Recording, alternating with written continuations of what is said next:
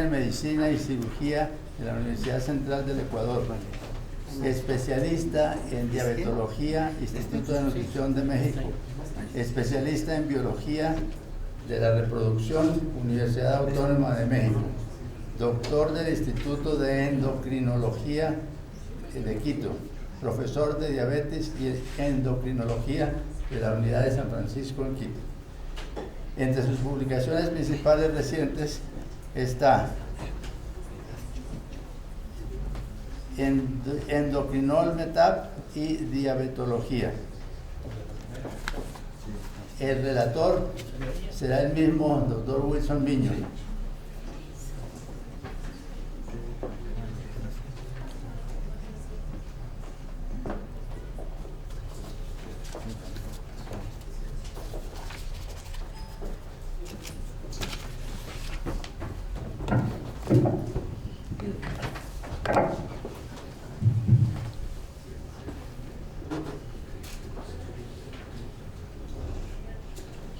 Muy buenos días, quisiera agradecer a la audiencia, quisiera agradecer a todos los miembros de la Academia de Historia y a los señores de Yachay, esa hermosa idea que ojalá triunfe.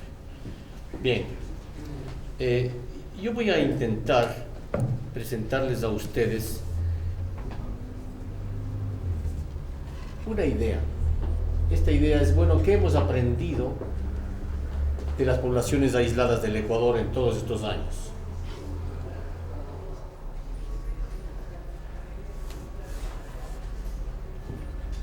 Mucho del encanto del destino realmente se encuentra en el camino que uno utiliza para llegar a él.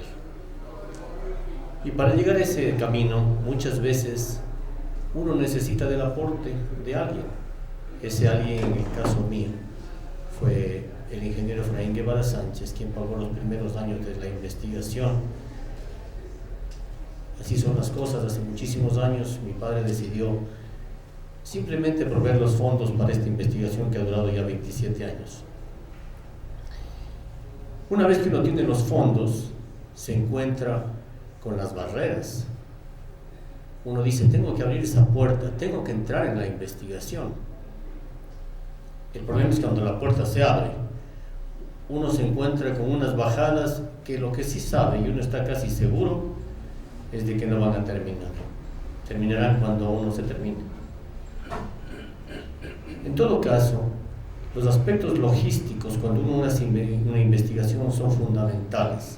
El hecho de tener un vehículo apropiado, el hecho de saber dónde uno va a comer, el hecho de saber que no se va a llenar de parásitos, etcétera, etcétera.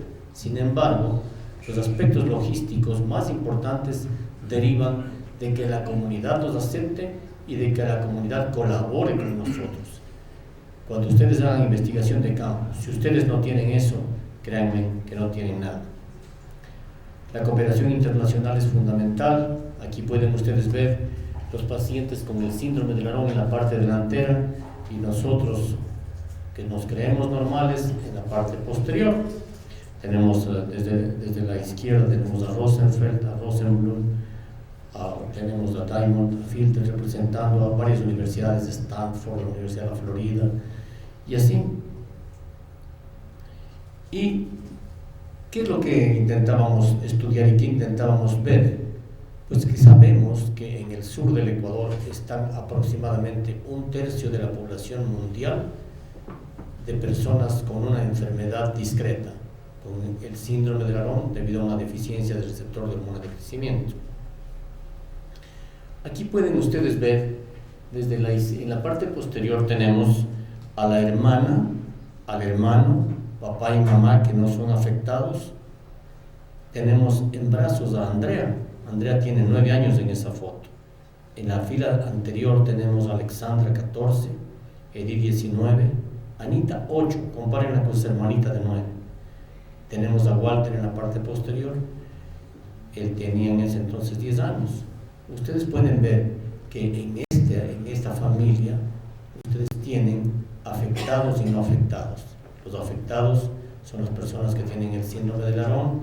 Las dos niñas están abajo y la niña que está en brazos de mamá.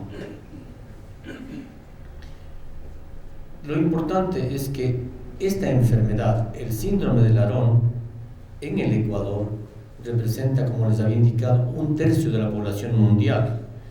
Además, esta población está ubicada en un área muy restringida y tiene una ventaja adicional.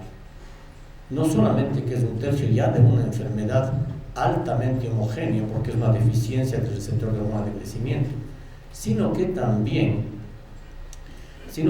esta enfermedad es genéticamente homogénea. En el resto del mundo se encuentran muchas mutaciones de diversas especies, pero en el Ecuador la prevalente es la mutación SS180. Es una mutación que se llama de clivaje alternativo en el dominio externo del receptor de hormona de crecimiento. Ahora, esta enfermedad se hereda de manera autosómica recesiva. Ahí tienen ustedes a don Leopoldo y unos 3 hijitos de su segundo o tercer matrimonio. Todos sus matrimonios fueron con mujeres altas porque así le gusta a don Leopoldo. En todo caso, miren, la mutación ecuatoriana es una mutación en la cual ustedes pueden ubicar en las letras, ustedes tienen los nucleótidos, ese es el DNA, y la maquinaria celular que debería cortar cerca de donde dice intrón 6 se equivoca y corta 24 letritas, 24 nucleótidos antes, y por lo tanto esa alteración en los genes implica que se eliminen 8 aminoácidos del receptor maduro. Al eliminarse 8 aminoácidos del receptor de hormona de crecimiento, el receptor se da. Esto es heredado de una manera autosómica recesiva. Una de las cosas que es bonita es que nosotros hemos tenido la oportunidad de estudiar un fenómeno extremadamente complejo, un fenómeno molecular, en el aislamiento del sur. Hemos podido combinar la poesía con la biología molecular. Sin embargo, el aislamiento del sur, que puede parecer poético, realmente es una tragedia. El hecho de que empezamos a tener caminos decentes desde 2007 no implica que, a pesar de todo lo bonito que fue, de todo lo simpático, de toda la aventura que implicó todos esos años de hacer investigación para la población, el vivir aisladas fue una verdadera tragedia. Miren, ahí tienen ustedes el eje de la hormona de crecimiento. GH, le vamos a llamar GH. La hormona de crecimiento se une a su receptor que dice GHR y activa una serie de cascadas de proteínas hasta que se secreta esa IGF-1 que está abajo. Esa IGF-1 circula a su vez y accede a su propio receptor, y ese receptor se activa y produce crecimiento. Si lo podríamos ver así, en la parte superior izquierda ustedes tienen el hipotálamo secreta la hormona de crecimiento. Esta hormona de crecimiento GH, esas cositas azules o celestes, se pegan al receptor que está en la membrana en el hígado. La unión de la hormona y el receptor hace que se formen ese IGF-1, una ALS y una BP3. Estas 3 proteínas que salen del hígado se unen en ese complejo de 150 kilodaltons y circulan hasta llegar al receptor de IGF, el tomatito. Entonces, la activación de ese receptor hace que se produzca crecimiento en huesos, en tejidos y en órganos. Y a la vez sube ese IGF-1 y le dice a la pituitaria: ya no produzcas más hormona de crecimiento. Entonces, la hormona de crecimiento deja de ser producida. Una cosa más, en la parte superior derecha tienen ustedes algo que dice GHBP. Luego de la unión de la hormona de crecimiento a su receptor, hay un clivaje, se separa el dominio extracelular y circula como GHBP. Ahora, cuando no existe esa traducción de señal porque se dañó el receptor, tampoco existe una producción eficiente de ese IGF-1. Si no hay esa producción de IGF-1, pues tampoco hay un acceso de IGF-1 a su receptor Y por lo tanto existe esto: talla corta y obesidad muy marcada. Aquí tenemos a la pastorita con su hermano, que pueden ustedes ver la dramática diferencia, tanto en talla, pero también en peso. Una vez que habíamos descubierto estas cosas, habíamos descrito estos pacientes, que sabemos dónde está la mutación y todo, decidimos tratar a los niños. Eso fue hace muchos años. Aquí tienen ustedes los niños que ingresaron al tratamiento. Esto estamos hablando de los años 92. Teníamos algunas dudas. Cuando tratamos hormona de crecimiento, miren a la izquierda.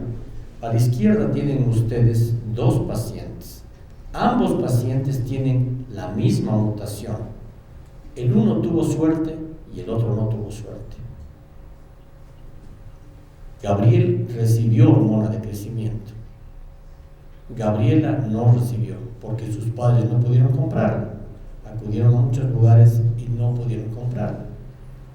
Los padres de Gabriel vendieron la casa, hicieron una serie de cosas. La madre de Gabriela no tenía casa, no pudo venderla.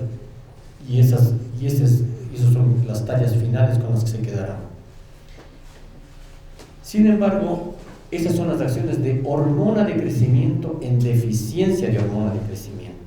Pero nosotros lo que tenemos es resistencia. Nosotros no necesitamos hormona de crecimiento para tratar al niñito, el niñito que está acá.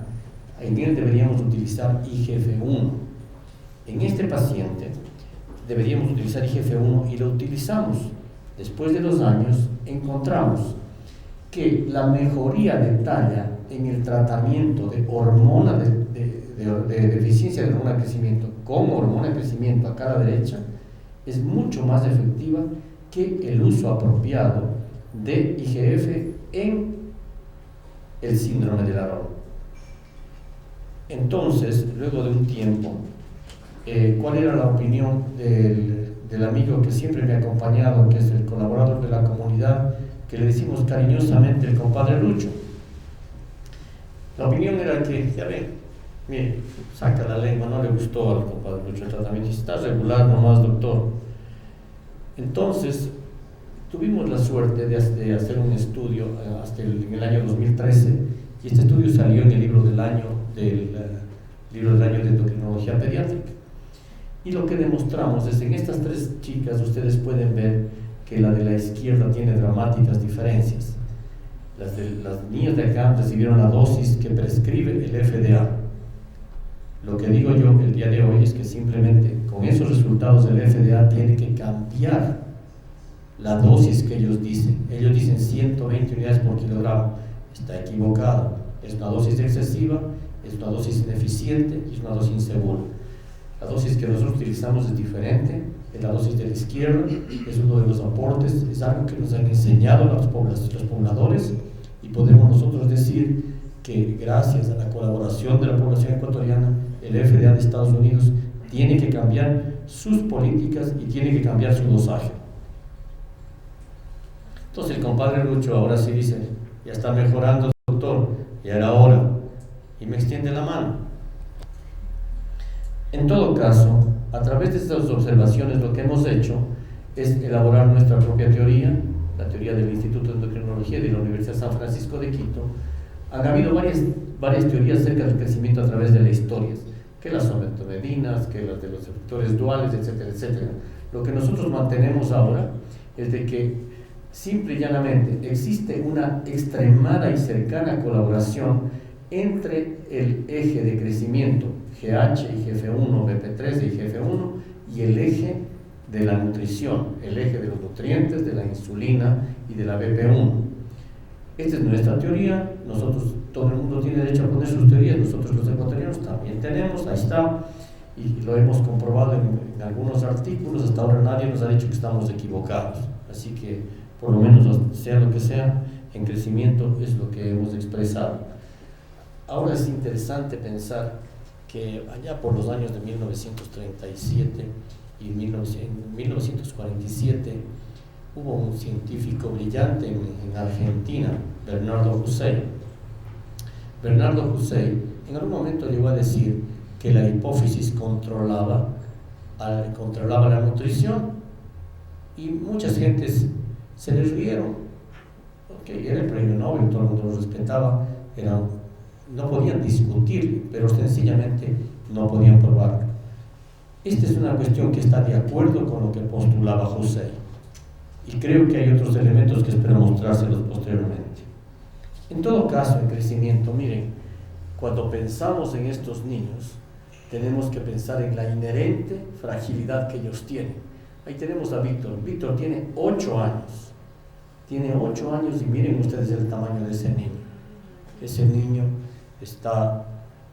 estuvo abandonado, ya creció, llegó a su talla pequeñita, y así como este existen varios niños que sí necesitarían atención. Dejemos a un lado el crecimiento, veamos un poquito qué es lo que sucede con las enfermedades.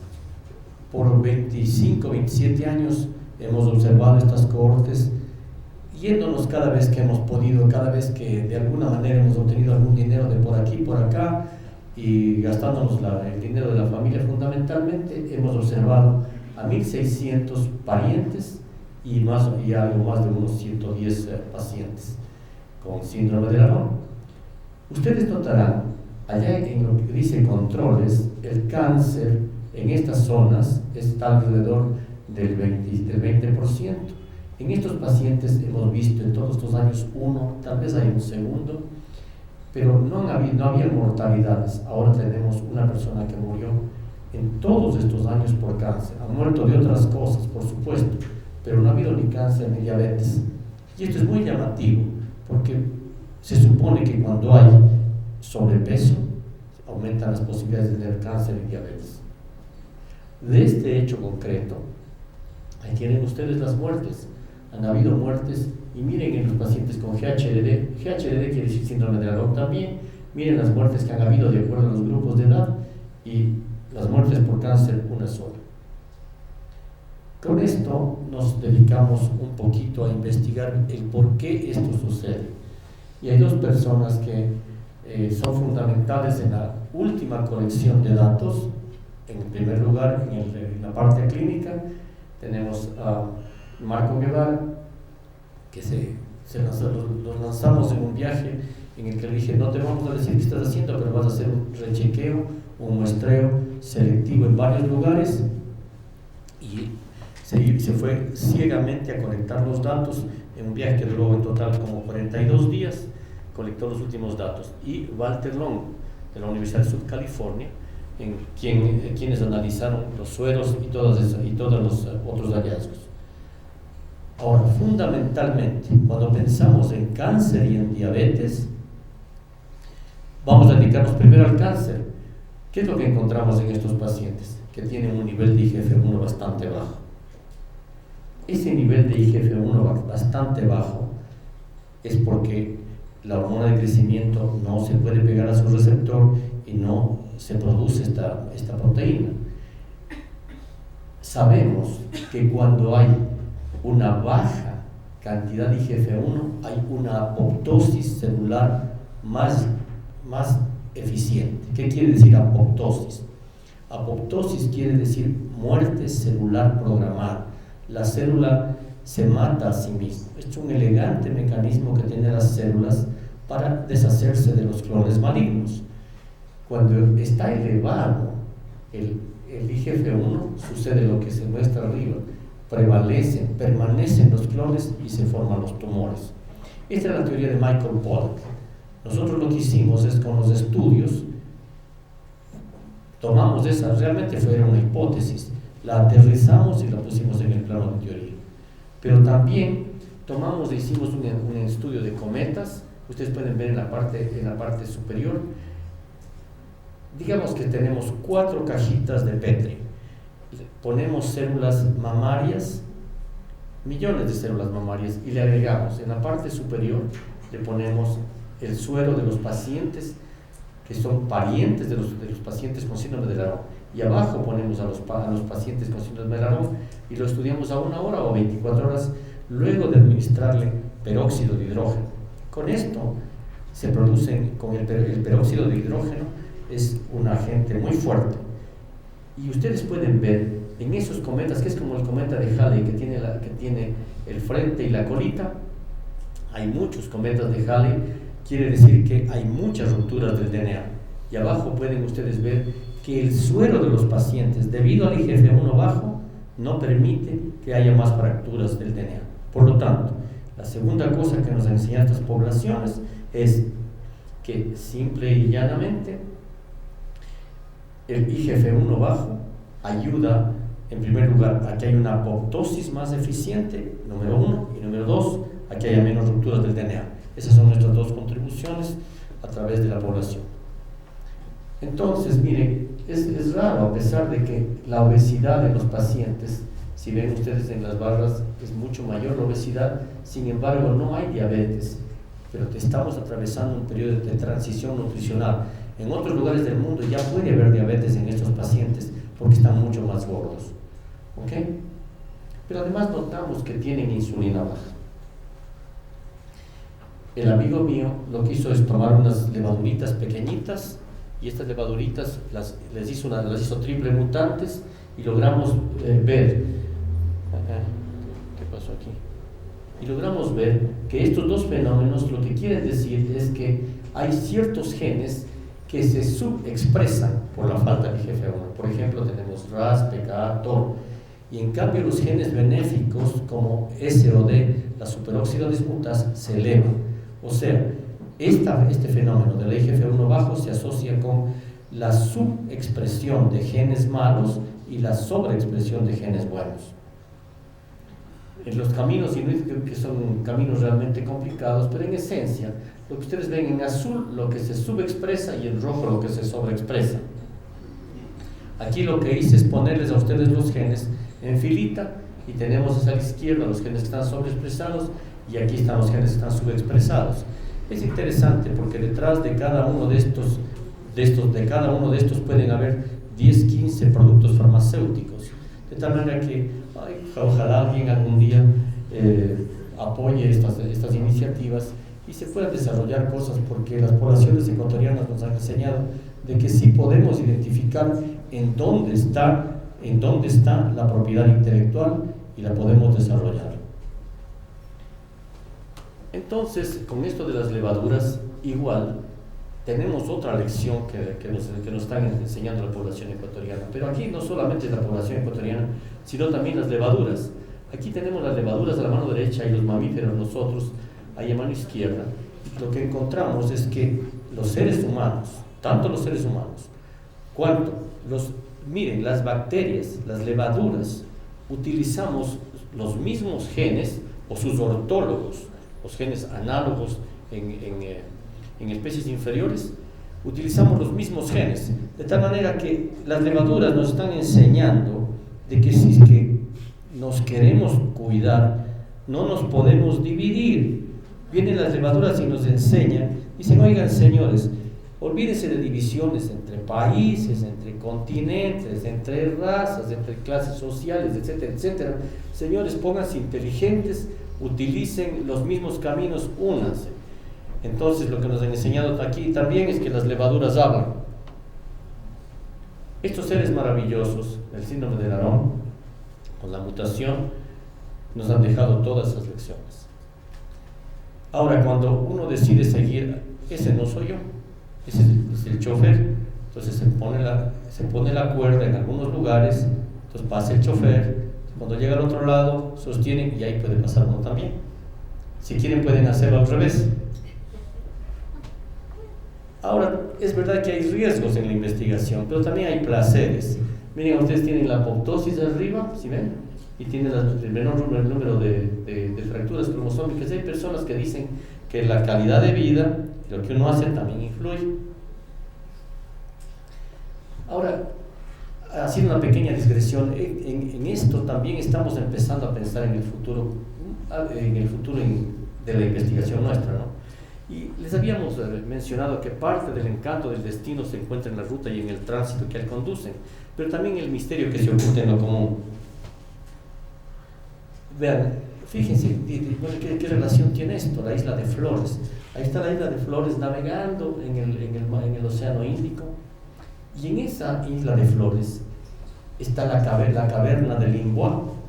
La caverna de Limboa es un lugar en donde en el año 2004 identificaron los restos de un ser muy pequeño, un humano muy pequeñito que vivía hace 18.000 años.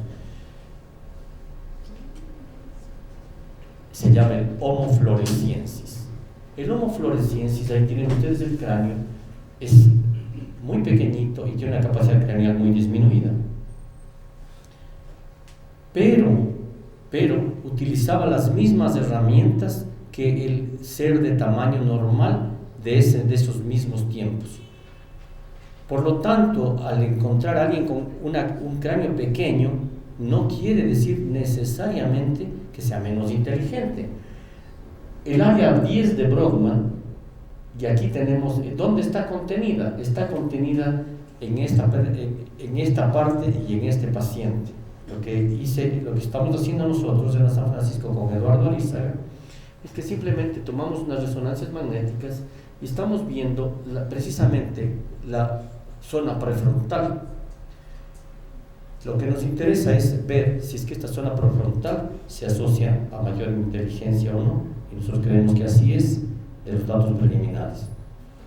De tal manera que hay una posición inicial de Esvilarón. Esvilarón decía que tiene síndrome de Larón. Yo digo, bueno, cuando uno tiene un martillo todo le luce a clavo. No puede tener síndrome de Larón, porque sencillamente en el esqueleto ahí tenemos a LB1, tiene unas manos grandes y unos pies grandes, tiene acromegalia, y estos pacientes con síndrome de Larón tienen acromicria. Por lo tanto, no puede tener síndrome de Larón porque simple y sencillamente no corresponde a la sencilla observación con el ojo. Este problema ha durado demasiado. Miren, allá por los 1900 tenemos una familia lojana, originaria de San Roque, en la que ustedes pueden ver lo mismo. Pueden ver fotos similares a la que ya les mostré. Ven un paciente afectado adelante, ese pequeñito que parece Hitler, ¿sí ven? Hay otras vemos a mamá embarazada, vemos a papá, la abuelita, los hermanos de la madre. Es un problema que ha durado demasiado. El asunto, ¿desde cuándo? Pues es obvio que aquí, este es un estudio que hicimos con Harry Oster y el grupo de la Universidad de Nueva York y después con el Albert Einstein College of Medicine. En esto ustedes pueden ver que hay la comparación de componentes principales. Ahí en el círculo rojo es la expresión global y en este círculo rojo de la derecha es la expresión regional. Y ustedes pueden ver que, yo no sé por qué les pusieron lojanos, yo creo que les pongan lojanos guión el oro, pero quedamos en lojanos. Entonces en lojanos estamos cerca de ciertas poblaciones, lejos de otras poblaciones. Pero lo que es muy cierto es que la mutación que ven ustedes en la parte superior izquierda se vino en uno de los barcos del almirante o en uno de los viajes subsecuentes hasta los años de 1700, 1800. De manera similar aquí ustedes pueden ver ya cuando se estudian las distancias genéticas, ustedes pueden ver los lojanos que están más cercanos de los judíos que el resto de latinoamericanos. Igual también lo estudiamos con el grupo de la Universidad de Nueva York. Y ahora volvemos a la diabetes. Una vez que más o menos les hemos presentado dos cosas de la diabetes, del cáncer, resulta que el 24 de septiembre, es interesante, el día 24 de septiembre del 2011 hicimos unas curvas, el 24 de septiembre el cumpleaños de mi papá, y me salieron esas cosas que hasta el momento creo yo que es lo más importante que he logrado hacer. ¿Qué estamos analizando en esas curvas? Ya van a ver ustedes, recuerden, esta curva está hecha a mano y a mí me gusta, va a salir del laboratorio y voy poniendo un puntito, toma 4, 5, 6 horas, pero uno genera unas curvas de las cuales uno no se olvida nunca. Habíamos dicho que los pacientes con síndrome de Larón tienen insulina baja y tienen resistencia a la insulina disminuida. Entonces, como ya teníamos esa idea, yo dije, hagamos un estudio. Entonces, en el instituto hicimos 3 estudios. En este estudio, en primer lugar, comparamos a 27 pacientes con síndrome, 27 pacientes con síndrome de Larón y 37 controles. Y como ustedes pueden ver, tenían el mismo índice de masa corporal, pero tenían subida la grasa. Y absolutamente todos los patrones de resistencia a la insulina, sensibilidad a la insulina, secreción de insulina, eran coherentes con una insulinosensibilidad incrementada. Posteriormente tomamos un grupo de 7 pacientes y 11 controles, en los cuales ya les dimos un desayuno estándar, un desayuno ni tan estándar, porque tenía 2 huevos, tenía 2 panes, mantequilla, y a pesar de que eran más pequeñitos, estos pacientes hicieron lo siguiente. Miren, allá ustedes pueden ver en la barra negra son los valores de glucosa. A pesar de haber comido la misma cantidad, estas personas tenían una glucosa más baja. Lo gracioso es que tenían una glucosa más baja con una insulina extremadamente más baja. Esto quiere decir que eso es una insulinosensibilidad incrementada. Y también manejaba mejor los triglicéridos. Se podía ver los sueros de los pacientes a partir del minuto 150 eran sueros claros y los sueros de los parientes eran sueros turbios. Entonces, ante esto, lo que hicimos es un tercer experimento en el que vimos una carga de glucosa simple y estudiamos lo que ya vieron ustedes escrito a mano. Miren, la misma glucosa y muchísima menor cantidad de insulina. O sea, tienen insulinodeficiencia, insulinosensibilidad. ¿Por qué? Bernardo Hussein precisamente decía que de alguna manera la pituitaria controla. ¿Qué es lo que les falta a estos pacientes? Lo que les falta a estos pacientes es acción de la hormona de crecimiento. Y la hormona de crecimiento es un poquito diabetogénica. Por lo tanto, el señor tenía razón. Y esperamos publicar estos hallazgos en unos 2-3 meses. De tal manera que la mayor parte de las discrepancias que yo tengo con las gentes por ejemplo, de la Universidad de Sud California, es de que ellos atribuyen todo lo del cáncer y la diabetes, le atribuyen a IGF-1. Para mí, el concepto de nosotros, el concepto de nosotros los ecuatorianos que nos han enseñado a la población es que es más importante la insulinosensibilidad. ¿Esto qué quiere decir?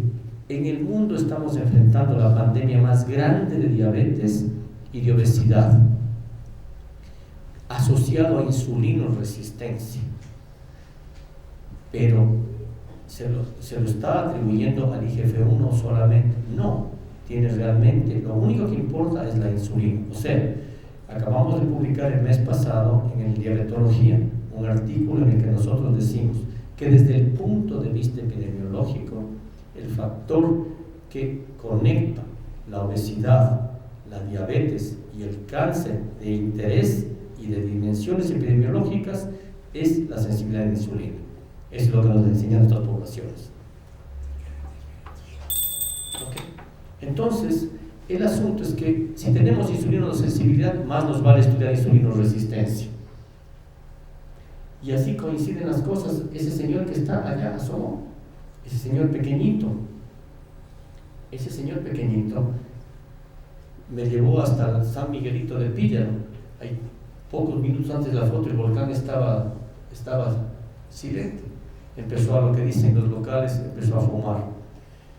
Y miren, esta persona tiene una mutación en el cromosoma 11. Hay 2 tipos de mutaciones en el cromosoma 11, las de ganancia de función y las de pérdida de función. El CDKN1C es un inhibidor. Entonces, cuando tienen una ganancia de función hay más inhibidor y nacen los niñitos grandotes e hiperinsulinémicos. En cambio, en el síndrome que nosotros hemos descrito, tienen una ganancia de función, no una pérdida de función. Creo que cometí un error antes. Tienen una ganancia de función, entonces hay más inhibidor. Se les achican, por ejemplo, las células beta.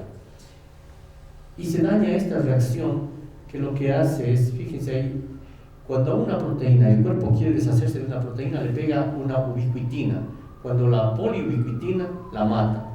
Por eso la llamamos esa proteína el beso de la muerte. Y le puse un beso de la muerte para que no se olvide. Entonces estos pacientes, el beso de la muerte se ejerce ahí, en el crecimiento, en la placa de crecimiento, y se hacen más chiquitos. Pero a la vez se sabe que como nacen pequeñitos, hay la teoría del fenotipo ahorrador. Entonces este señor que está ahí tiene talla corta al crecimiento y el síndrome de Aarón que está a la derecha no lo tiene. el hecho de que, el problema que tenemos hasta el momento de discusión que tenemos es de que las medidas para medir sensibilidad no sirven porque tienen un problema. Son todas desarrolladas en la fase 3 y 4 y nosotros necesitamos medir en la fase 1. Y en la fase 1, la especulación de nosotros en el Instituto de Yamir, en la Universidad de San Francisco, es esta. Nosotros lo que pensamos es que los pacientes con síndrome de Down tienen esto: ausencia de contrarregulación de GH, sensibilidad aumentada. Y los nuevos pacientes lo que tienen es menos células, desarrollan insulinoresistencia y hay agotamiento pancreático. Y lo logramos probar. Aquí todavía son datos muy preliminares, esto todavía no es publicado. Aparte de los síndrome de Down ya lo sabemos, pero vemos allá que tienen insulinodeficiencia. Entonces lo que nosotros tenemos es dos modelos de insulinodeficiencia, uno sin hormona de crecimiento y otro con hormona de crecimiento. Por lo tanto, el que no tiene hormona de crecimiento se protege de la diabetes, Luis Sánchez. El que no lo tiene expresa la diabetes porque se le agota el páncreas antes. Seguimos viendo otras cosas, volvemos al camino y estamos con este momento viendo la longevidad. Estos pacientes parecen vivir un poquito más, parece que lucen más viejitos, ¿verdad? En el sur del Ecuador dicen: ha nacido un viejito. Desde tantos años, desde el 88, ahora ya tengo gris el pelo, el terno, todo. En ese entonces algo de pelo tenía. Desde ese entonces en que describimos la población, encontramos las mismas características. Y ahora, a más de estos dos síndromes, el síndrome de la SS180, el síndrome de la CDK, acabamos de identificar estos nuevos pacientes que tienen talla corta, todavía no sabemos nada, es otra vez una pequeña población aislada, y lo único que podemos decir, la última lección que nos han enseñado las poblaciones, es de que al 2014 recién estamos empezando. Les agradezco por su atención.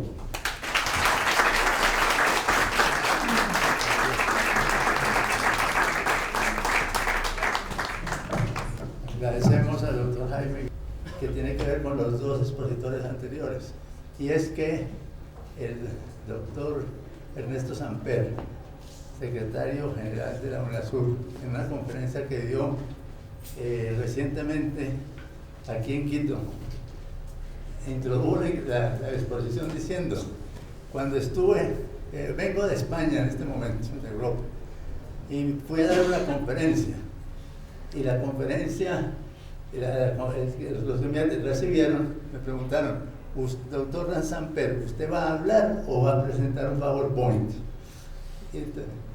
Ustedes han visto cómo el PowerPoint es la mejor manera de hacer una exposición, con lo cual los felicito a los dos.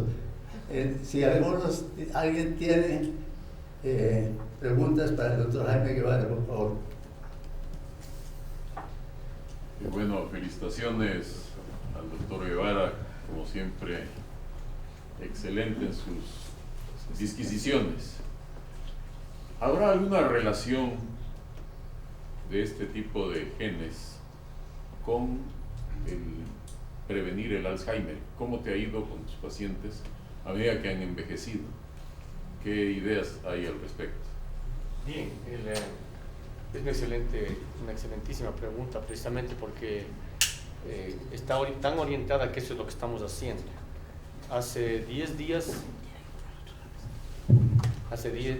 vine de Los Ángeles. Llevamos un grupo de 16 personas con síndrome de la Verónica y 14 controles, y les tomamos resonancias magnéticas y resonancias magnéticas dinámicas. ¿Por qué razón? Porque la insulinosensibilidad precisamente se considera como uno de los factores más importantes para prevenir el Alzheimer. Número 2. Por esa razón necesitamos documentar tanto los cambios en sustancia blanca cuanto en sustancia gris. Más pruebas cognitivas hechas en ese momento al mismo tiempo. Adicionalmente, hay una cosa que me hace pensar tu pregunta, y es que en la célula beta hay una pequeña molécula que se llama amilina, que se secreta más o menos de la misma manera que se secreta la insulina, es en la célula beta. Pero arriba, en el cerebro, hay varias células que acumulan una sustancia, la sustancia amiloide.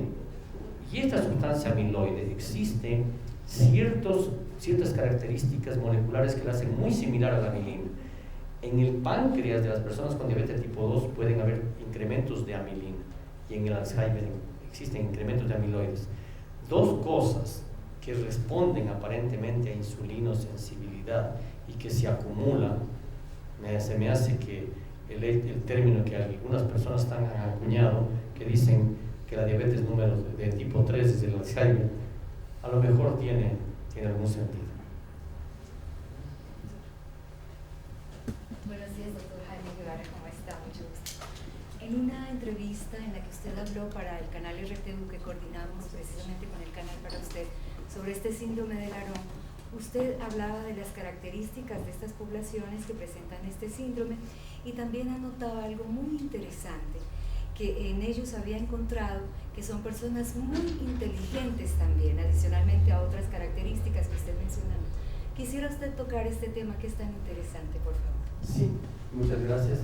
Nosotros publicamos por allá por los años 94, hicimos una prueba de acuerdo con John Krensler, de la Universidad de Florida, que es un PhD, un psicólogo y psicómetra de la Universidad de Florida y de alguna otra universidad. ¿El resultado cuál era? Tomamos a estos lugares, nos fuimos en un carro, la segunda que estaba mi hermana y mi papá, nos tomamos un carro, nos llevamos un aparato en el que hacíamos el tiempo de inspección y el tiempo de reacción. Eso tiene aparentemente una gran correlación con el coeficiente intelectual y lo medimos de una manera objetiva, sin las dualidades que pueden dar las pruebas de lenguaje, las pruebas que no se habían adaptado, etcétera, etcétera. Tomamos todas estas pruebas y esta como una de nuestras cosas y encontramos que estas personas no solamente que tenían el mismo coeficiente intelectual, las mismas habilidades que sus parientes, sino también que en algunos casos los superaban. Y esto es muy importante porque inicialmente el síndrome de Laron, cuando se describió, tenía el estigma que decía síndrome de Laron igual retraso mental. La confusión de Zvi-Laron está en que él estaba viendo los casos en los que a causa de hipoglicemia se produce convulsiones. Hay personas, realmente hay 3 personas que tuvieron convulsiones totalmente incontrolables. No había quien las trate, lamentablemente no hubieron. Nosotros llamamos a varias personas que les ayuden, pero a 2 de ellos no los conocimos ya cuando tenían el cerebro totalmente deteriorado por las convulsiones. Pero quitando estas personas, que le puede pasar a cualquiera, una convulsión daña el cerebro de las personas, destruye el cerebro de las personas. El momento que quitamos estas 2 o 3 personas, yo puedo atreverme a decir que son un poquito más capaces, que tienen más habilidades cognitivas, y si lo combinamos con la pregunta de Eduardo, yo pienso que los parámetros, por lo menos los parámetros iniciales que tenemos en la Universidad de Sur California, son brillantes. O sea, va por ese lado.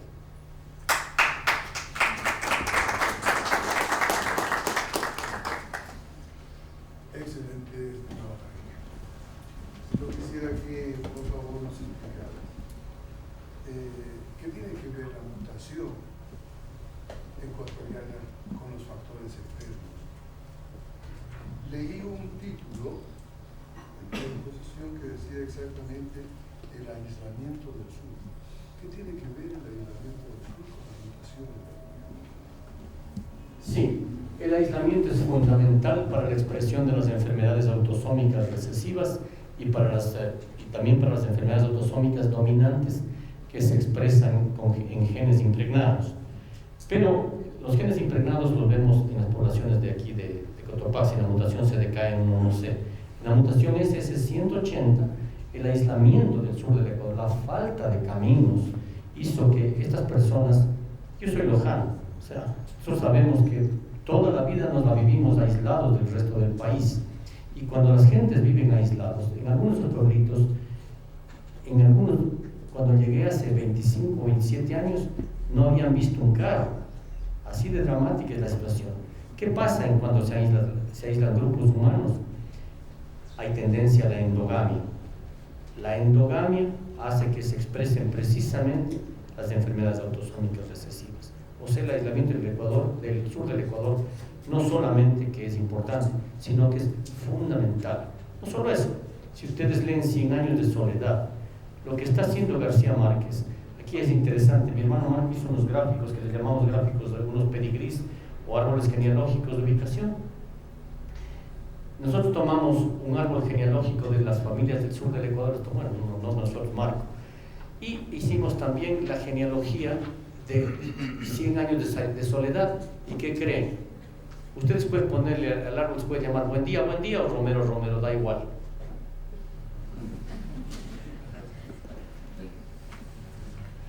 Siguiendo este hilo, perdón. La señora.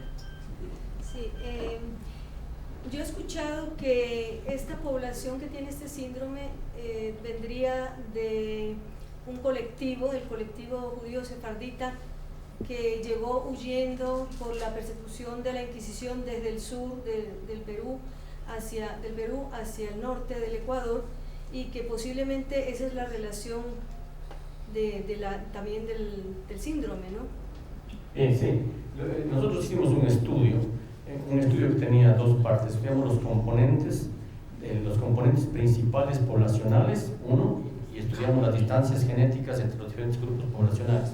Y pudimos ver, y el artículo se llama ¿cuál es el aporte de los judíos conversos en el genoma de los latinoamericanos modernos? Eso está publicado en la revista Human Genetics. Y básicamente lo que pudimos establecer es que hay muchísimo de judíos conversos en el sur del Ecuador y también en otras regiones del Ecuador.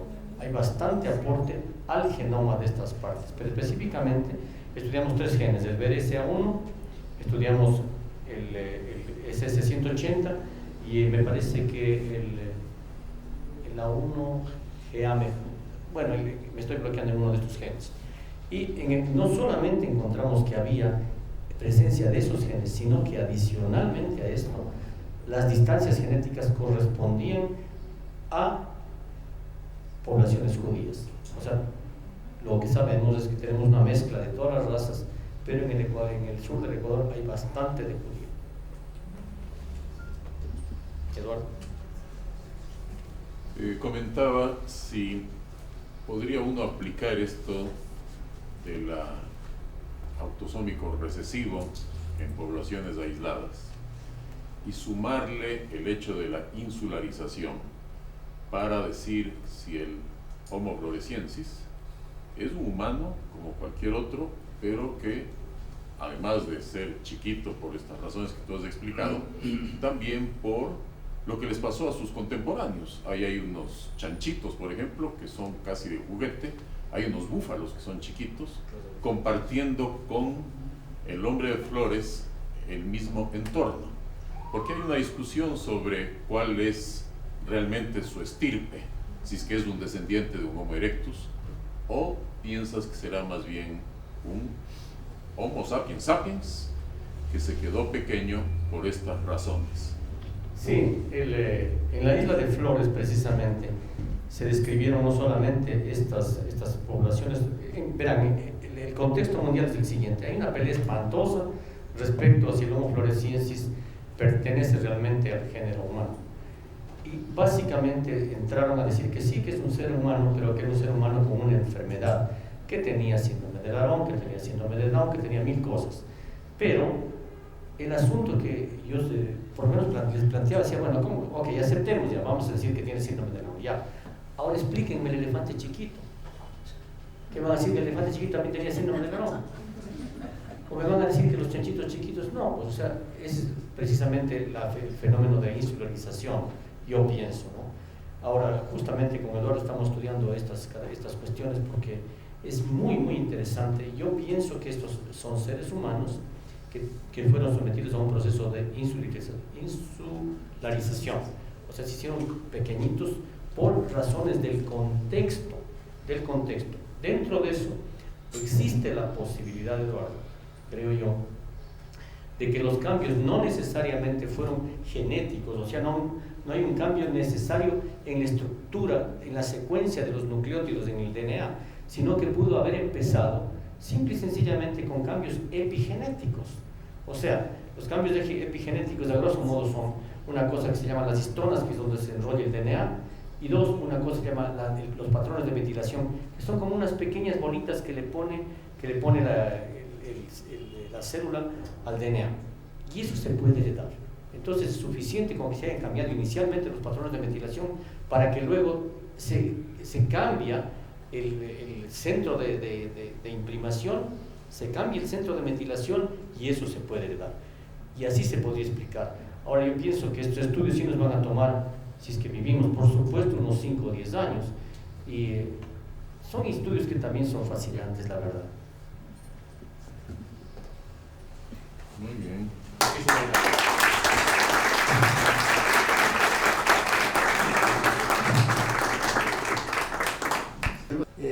Cuando nos encontramos en una recepción que me decía el que nos presentó, que quisiera saber qué hay de común entre un matemático y un historiador. Bueno, aquí están viendo lo que hay entre unos científicos y unos historiadores. Ahora, el receso tiene una importancia. Van a tomar un café, es un receso también, pero tiene una importancia dentro de este simposio, y es que nosotros nos hemos propuesto poner en comunicación a los científicos, que estaban un poco aislados tal vez